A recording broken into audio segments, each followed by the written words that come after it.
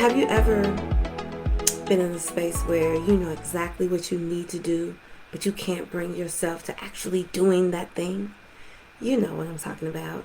You know what your objectives are, but you can't figure out exactly how to get from where you are to where you want to be.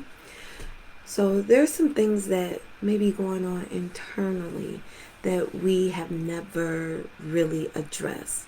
So we're going to talk really quickly this morning about that. So if that's you, or if you know someone who says they want to launch a business, they want to write a book, or they've always said that they wanted to do something, but day after day, year after year, month after month, uh, they have not did what they said that they want to do, then like and share this video and call someone out, because this just may serve them.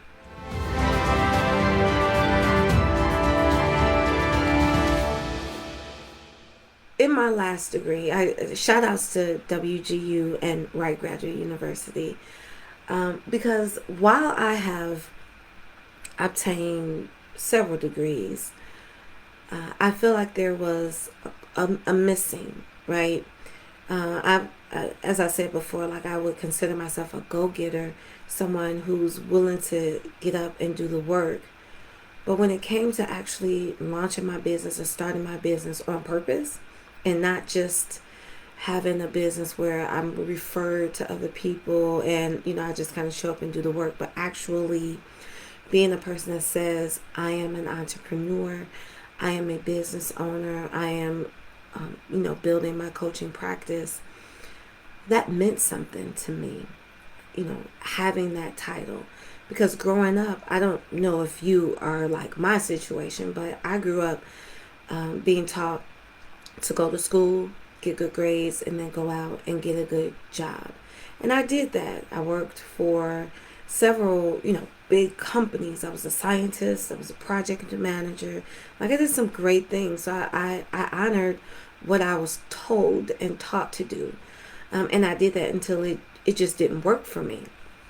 And so what I've learned, especially in this last degree, is that there are times when we're operating and we are living on top of what we call these things emotions, right? In my household, anger was really the only emotion that I saw expressed.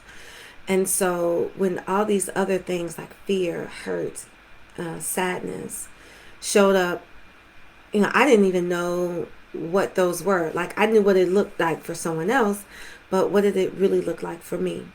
And one of the things that I've came to, this has been my journey, is that I gave meaning to certain things unconsciously. And so starting my business and launching my business, for real, not just playing like, oh, I'm this entrepreneur, but you really got a 9 to 5, saying that you really want to launch a business, but you work every day. So starting a business won't necessarily break you. It's just a nice to do, even though unconsciously you say you want it. But when I got to the point where I didn't have a 9 to 5 and I actually had to create some income, what was I going to do?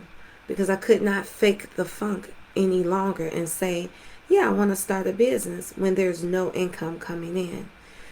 And for those of you who still have a 9 to 5, I say kudos, and I say don't quit until your business is bringing in 3 times as much as what you are making on your full-time job. And as a business owner, that's not that difficult to do, but that's a whole nother training. We're talking today about what happens when you say you want to do it and then you're not doing it. So we're going to learn how to move from procrastination to productivity. How do you become productive when all you can think about is not doing what you say you want to do? And that looks like some emotions may be going on. Like for me, I gave meaning to starting a business. So again, I was taught to go to school, get good grades, and then show up and get a good job. So to me, being an entrepreneur was very like right in your face. Like you can't hide behind your business, especially if you are the business, right? It addresses limiting beliefs that, you know, I'm not good enough, I'm not smart enough, I'm not fill in the blank enough, right? Becoming an entrepreneur will definitely call out your work ethic, right? You know that you are a go-getter, you know how to do the work, but yet and still you don't do the work. You find yourself becoming distracted doing all these other things versus doing what you actually said that you were going to do.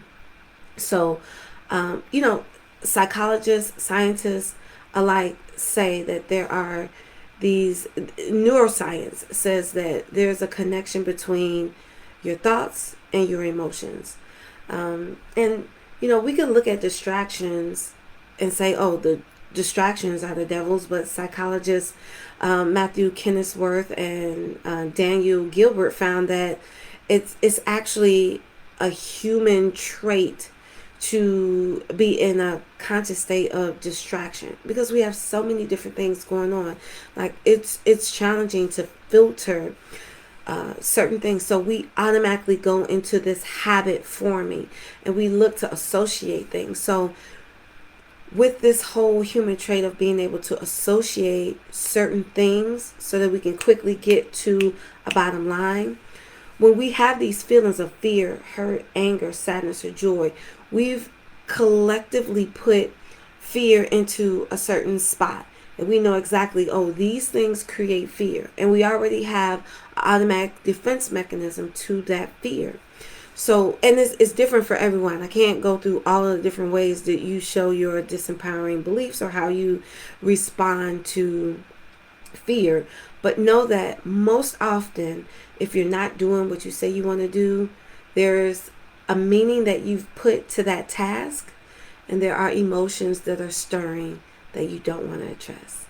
So I encourage you, as we kind of wrap up our 10 minutes and 5 o'clock hour, or the 5 a.m. club, I encourage you to do these several things. One, develop a little presence, right?